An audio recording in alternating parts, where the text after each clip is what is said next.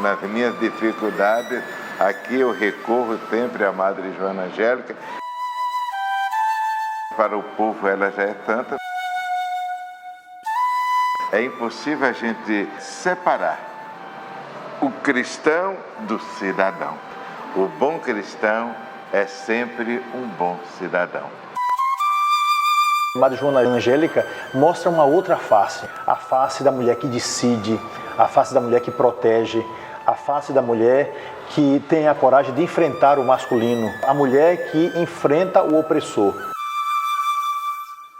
Por que eles desejam ingressar no convento se eles sabem que aqui não tem ninguém? Encontraram entre o desejo do ingresso e o mundo externo da violência que eles conheciam, eles encontraram uma mulher totalmente convicta daquilo que ela queria.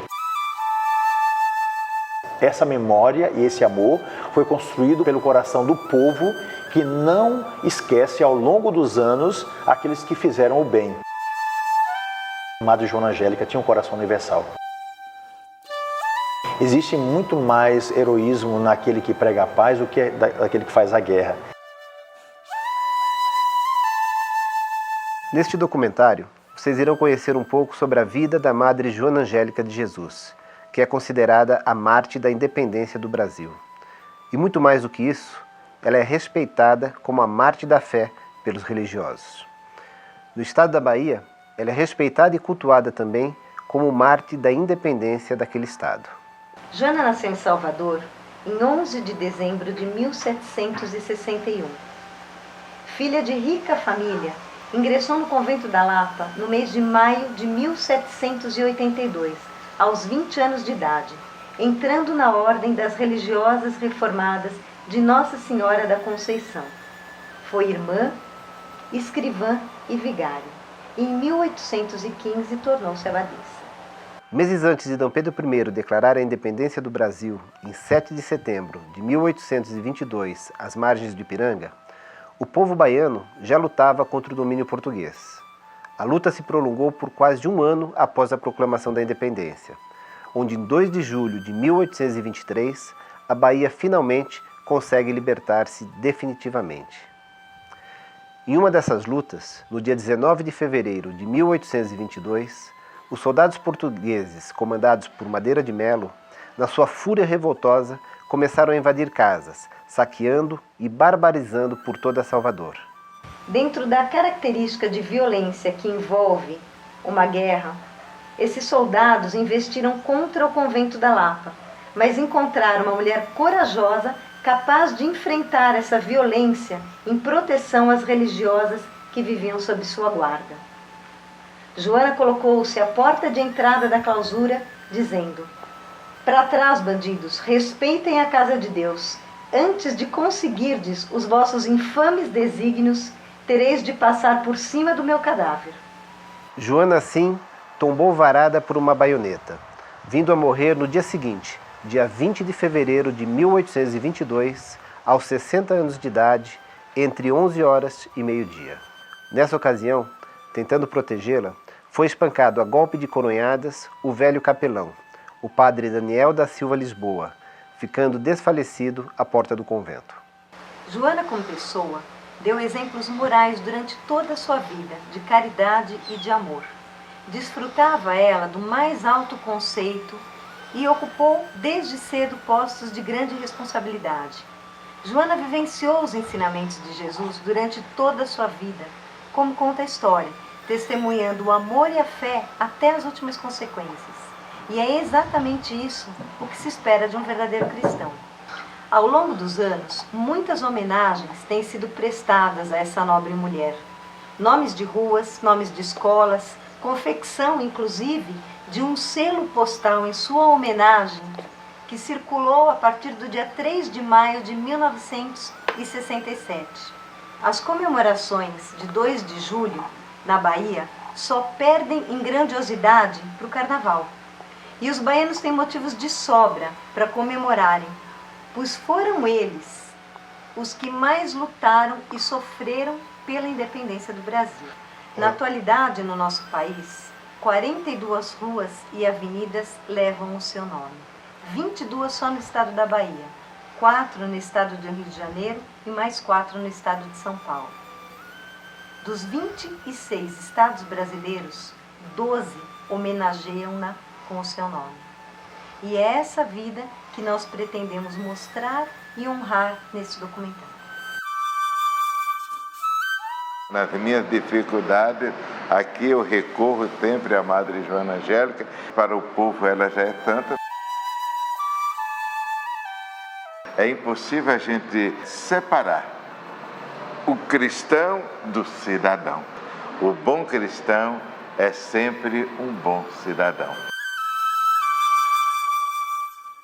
As entrevistas a seguir foram gravadas nas dependências do Convento da Lapa, fundado em 8 de dezembro de 1744. Hoje, esse histórico local abriga a Universidade Católica de Salvador. Porém, a igreja que faz parte do local, e que é a mesma que era utilizada pelas religiosas na época de Joana Angélica, permanece aberta aos fiéis.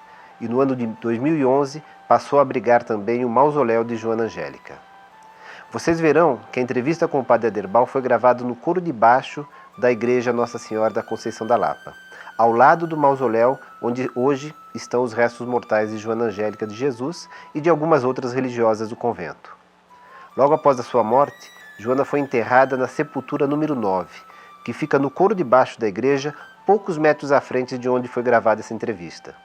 Posteriormente, os restos mortais da madre foram transferidos para outro local próximo, ainda dentro do convento, e em 2011, com a inauguração do mausoléu, foi transferido novamente para o interior da igreja. Nós estamos sendo recebidos aqui pelo Padre Aderbal Galvão de Souza, que é pároco da paróquia de São Pedro e diretor da Rádio Excelsior aqui em Salvador. Nós estamos aqui no interior da Igreja Nossa Senhora da Conceição da Lapa, exatamente ao lado do mausoléu onde está sepultada a Madre Joana Angélica de Jesus. Primeiro quero agradecer, Padre, por o senhor estar recebendo nós aqui. É um grande prazer estar aqui com o senhor. E eu queria começar falando exatamente sobre o mausoléu. Esse mausoléu foi inaugurado, se não me engano, em 11 de fevereiro de 2011.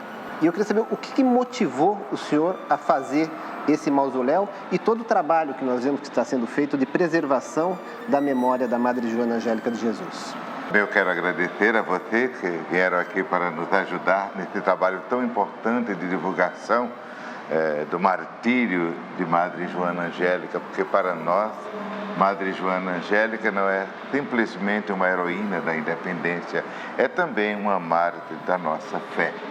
Como baiano, desde a minha infância, nos primeiros anos já de desfile nas escolas, quando nós celebramos aqui a data do 2 de julho, nós costumávamos celebrar também com um grande desfile em todas as escolas, não só aqui na capital, mas no interior. Eu nasci no interior e lá eu vivi, e lá nós já aprendemos desde cedo que Madre Joana Angélica foi uma grande mártir da nossa independência.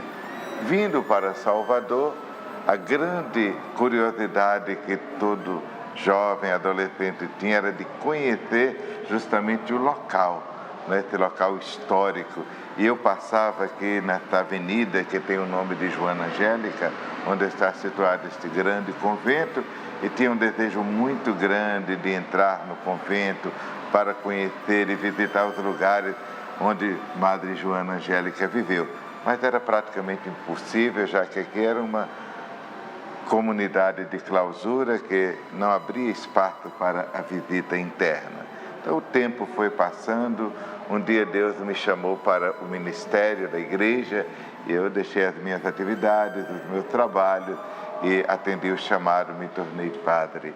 E 3 anos depois de padre fui nomeado como pároco aqui da paróquia de São Pedro, justamente onde está situado este grande convento e esta igreja que nós chamamos a Igreja de Nossa Senhora da Conceição da Lapa, não é? E como pároco desta comunidade, comecei a visitar esta igreja.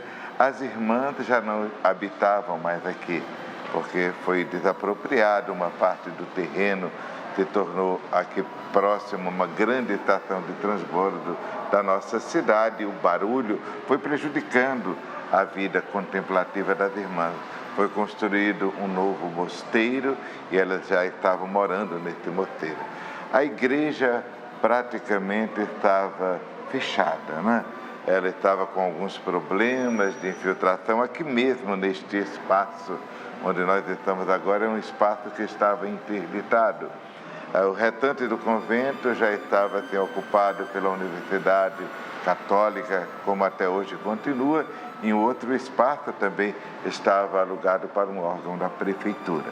E passando por esta igreja, eu sentia um desejo muito grande, né, de retomar este espaço, mesmo porque eu observei que tinha um local determinado, que está justamente aqui à minha frente, onde tinha uma lápide, mostrando que ali foi colocado o corpo de Joana Angélica.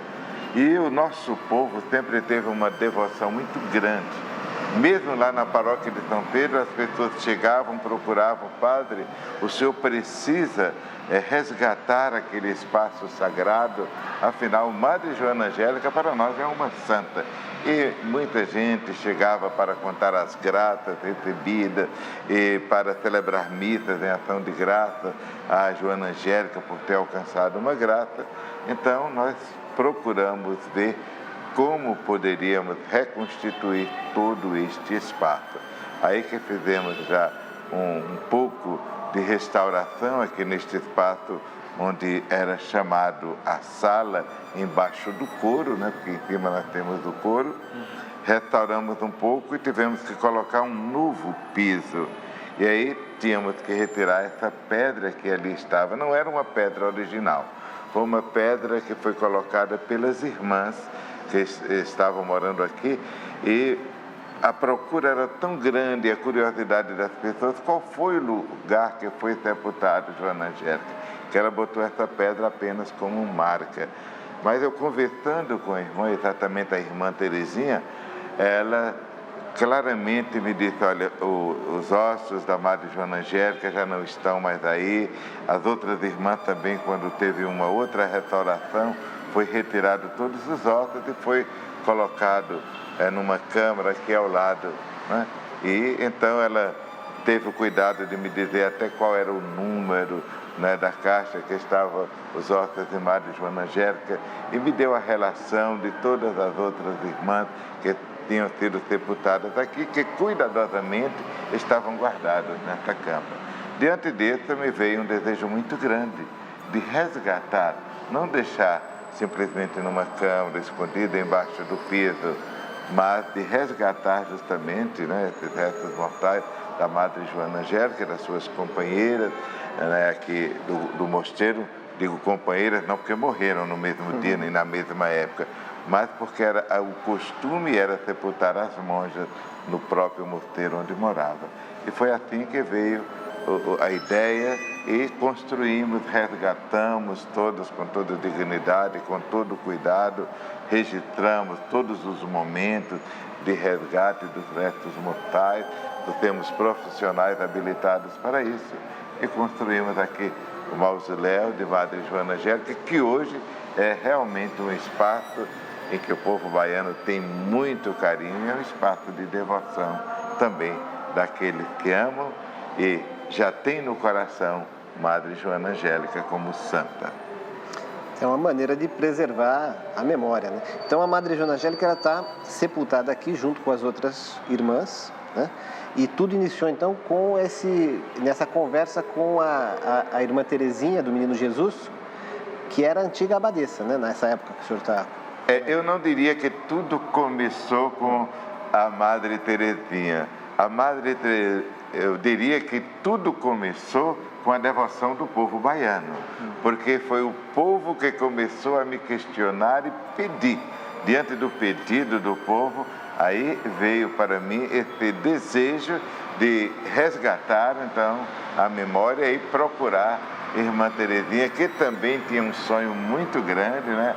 E ela ficou muito feliz a primeira vez que eu procurei para tratar desse assunto que eu já conhecia, mas nunca tinha tratado do assunto Joana Angélica, né? Eu já conhecia porque já estava tratando de como a paróquia poderia assumir, como nós poderíamos cuidar melhor dessa igreja, abrir esse espaço, já que estava fechado há algum tempo também para o público por problema de segurança. Foi aí que eu fui ver com as irmãs como nós poderíamos fazer uma parceria paróquia e congregação para reabrir esse templo, já que elas não tinham condições assim, financeiras, pela atividade e pela vida monástica, elas não têm condições de fazer uma campanha para resgatar recursos, para reconstruir aqui o espaço, e também por ser um espaço tombado, né, que é um espaço tombado, estava sob a responsabilidade do IFAM e tudo isso. Então, primeiro o povo solicitou. Isso me levou aí ao encontro de Irmã Terezinha. Então, o sonho de Irmã Terezinha era o sonho do povo baiano. E o resultado do sonho do povo e do sonho da Madre Terezinha está aqui. Com o resultado disso, por causa da sua atitude também, da sua ação e das pessoas que estão envolvidas em torno disso, né? Com certeza, Deus precisa sempre de um instrumento, né? Deus sempre age através do ser humano. Eu fui esse instrumento de Deus justamente para realizar o sonho da Irmã Terezinha e do povo baiano.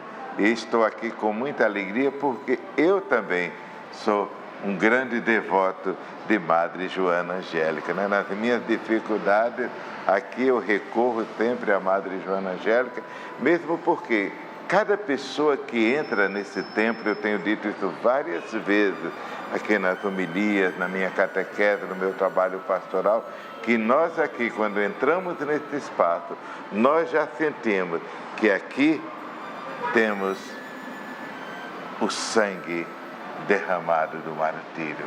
Nós sentimos que este espaço é diferente.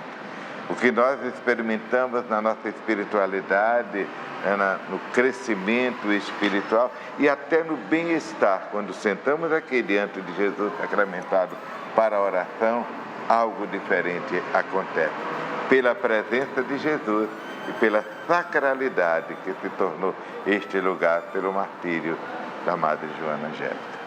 E o senhor disse que muitas pessoas vêm trazer testemunhos de bênçãos que receberam, milagres que receberam, através de orações direcionadas para a Madre Joana Angélica. Isso é constante? Isso acontece constantemente? Olha, isso acontece constantemente. As pessoas chegam, relatam fatos e querem saber onde vão acender as velas.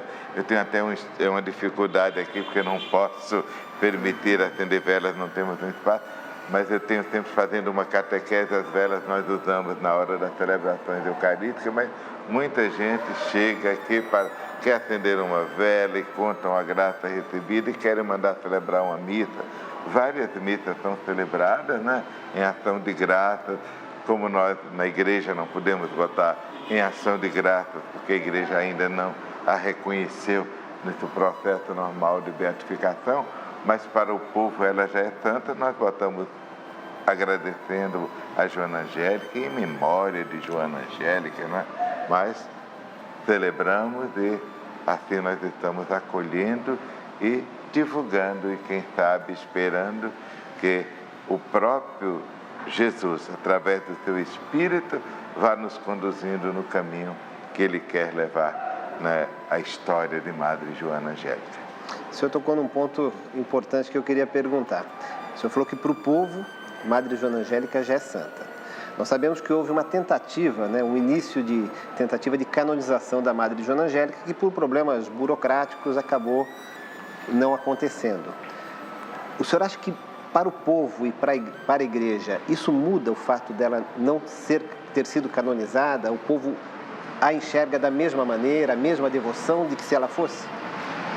Para o nosso povo, o povo mais simples, né? Para o povo que conhece a história, né, da Bahia, a história do Brasil e que depois se debruçou um pouco para refletir sobre a morte de Joana Angélica, já a considera realmente uma santa. O problema do processo de beatificação não é simplesmente um problema burocrático, é porque a igreja é uma sociedade também, né? E para a beatificação e a declaração da igreja de que uma pessoa é santa, nós precisamos ter as virtudes todas comprovadas, toda a história, né? E tudo isso precisa ser registrado. É uma sociedade também humana, precisa de documentação. E até agora tem sido muito difícil para nós ter um documento. Nós só temos testemunho verbal, que foi transmitido assim, praticamente de pais para filhos, né? E hoje já existem alguns livros, mas na época nós não conseguimos encontrar, por exemplo, nenhum jornal da época que relatasse aquele acontecimento.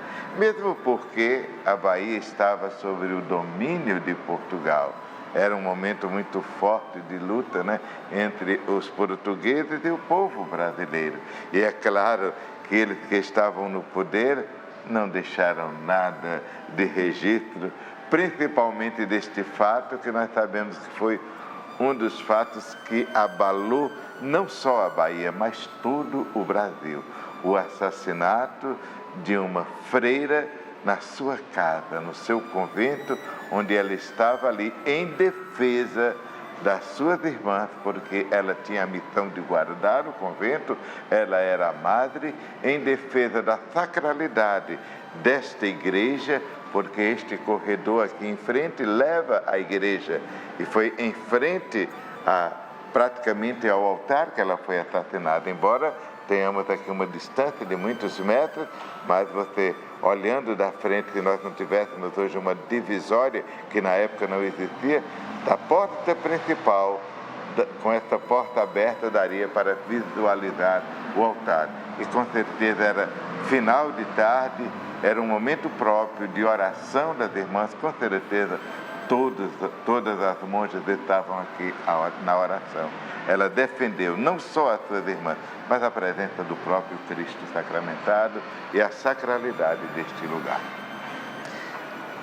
Com todo o trabalho que vocês estão desenvolvendo dessa construção do mausoléu, do trabalho de preservação da memória da Madre Joana Angélica, nós sabemos que ela está mais viva do que nunca aqui na Bahia. Dia 2 de julho é um dia comemorado, onde ela é lembrada, onde as pessoas fazem encenação na rua, mas no resto do país, essa lembrança dela, o conhecimento dela não é tão grande. A ideia de vocês é tentar ampliar, levar essa história da Madre Joana Angélica para todo o Brasil, ou vocês estão satisfeitos em divulgá-la aqui na Bahia? Olha, essa divulgação de Madre Joana Angélica aqui na Bahia, porque ao longo da história, né, no calendário civil, a pessoa de Madre Joana Angélica, ela foi muito mais associada à independência da Bahia, porque a independência da Bahia aconteceu alguns meses depois da independência do Brasil. A independência do Brasil foi em setembro, não é? Só no ano seguinte, no dia 2 de julho, a Bahia realmente saiu do jugo do domínio português. Precisou realmente muita luta, muito sangue foi derramado, não foi apenas o sangue de Madre Joana Angélica.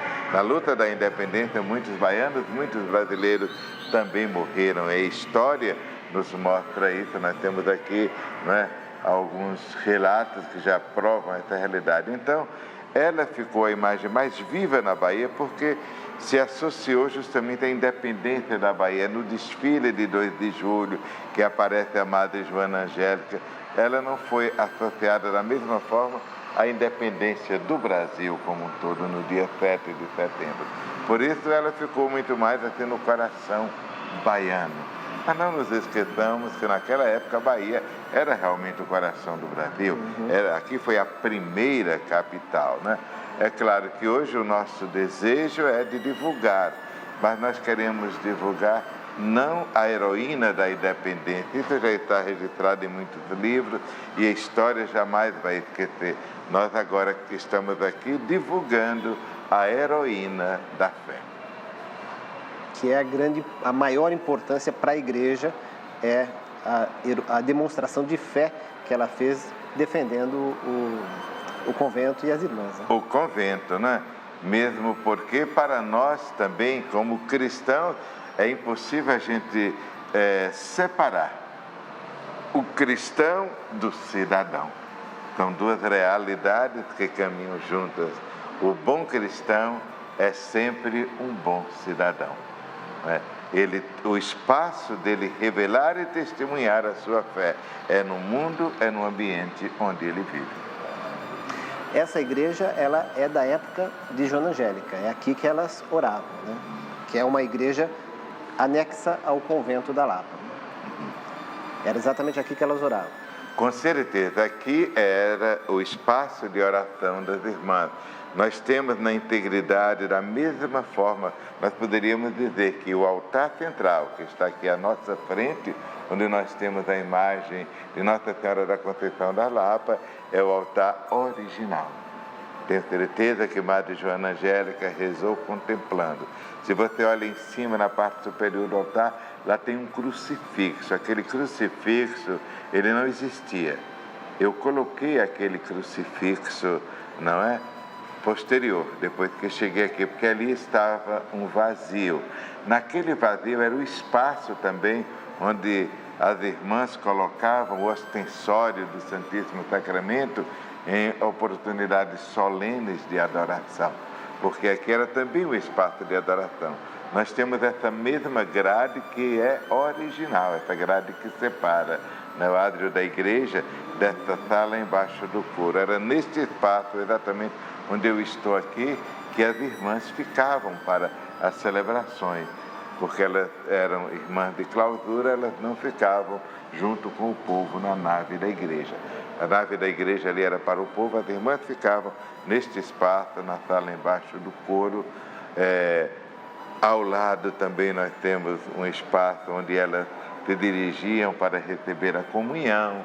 Ao lado nós temos um local onde elas eram atendidas em confissão pelo capelão, né? Então aqui era o espaço, o mundo das irmãs era desta grade para trás. A igreja, a partir da grade, era o espaço do povo. Inclusive era aberto ao público qualquer hora do dia. Mas este espaço aqui onde nós estamos, que tem um mausoléu, é o espaço das irmãs. O espaço lateral que o senhor diz é aquela outra grade que fica bem ao lado do altar? Bem ao lado do altar temos uma grade que é o local onde as irmãs recebiam uma comunhão. Você vê que tem uma janelinha própria para a comunhão. Aqui no centro da igreja, onde tem a foto da Madre Joana Angélica, embaixo tem também uma janelinha de madeira, que ali ela também tinha um contato com o povo através dessa pequena janela. E o senhor comentou do padre Daniel Lisboa, que era o capelão aqui, né? Uhum. Ele que também, no dia onde Madre Joana Angélica foi ferida na intenção de invadir o convento, ele também foi. Levou uma surra, até alguns livros deram ele como morto, né? Mas ele não estava. Ele que era o capelão que cuidava da igreja na época, né? O capelão é muito importante na vida de uma comunidade religiosa, de modo especial de uma comunidade consagrada a uma vida de oração e contemplação na clausura. Então o capelão tem a responsabilidade do acompanhamento espiritual da comunidade, das celebrações eucarísticas e também da vigilância deste espaço sagrado. É tanto que o capelão daqui, o Daniel Lisboa, ele tem o espaço que é na entrada principal aqui, onde hoje é a universidade, tem a casa do capelão ali em frente, era a casa do capelão, ele morava em frente mesmo ao convento, era o guardião também do convento, né? Do mosteiro. E naquele momento, quando ele viu a invasão, ele veio ao encontro dos soldados portugueses e tudo, e foi em defesa da irmã. E, segundo a história nos conta, ele levou primeiro uma coronhada na cabeça e ele desmaiou, e depois ainda espancaram, né? Ele terminou paralítico, né? Ele não morreu, mas ficou paralítico. Foi também vítima, né? E podemos dizer, também sofreu uma espécie também de martírio, porque ele veio em defesa também das irmãs que estavam sob a sua responsabilidade. Ele não sofreu martírio de imediato na morte, mas sofreu também por causa da sua missão e por causa de Cristo. O senhor vai conseguir levar a memória e a imagem de Madre Joana Angélica para o povo brasileiro? Com certeza, eu quero também agradecer a vocês. Eu tenho certeza que vai nos ajudar bastante também esse DVD, mesmo porque eu creio que tudo é fruto do Espírito Santo. É Ele que sopra onde quer. Se for para a glória da igreja, se for para a santificação do seu povo, o próprio Deus, através do seu Espírito, vai suscitar novas e novas pessoas, novos e novos meios, para que possamos um dia ver Madre Joana Angélica reconhecida, né, de modo oficial pela igreja, porque já é reconhecida por muitos dos baianos como mártir da nossa fé. E ela mesma já está na presença de Deus, e ela mesma vai interceder por nós. Muito obrigado. Obrigado. Madre Joana Angélica mostra uma outra face, a face da mulher que decide, a face da mulher que protege, a face da mulher que tem a coragem de enfrentar o masculino, a mulher que enfrenta o opressor. Por que eles desejam ingressar no convento se eles sabem que aqui não tem ninguém?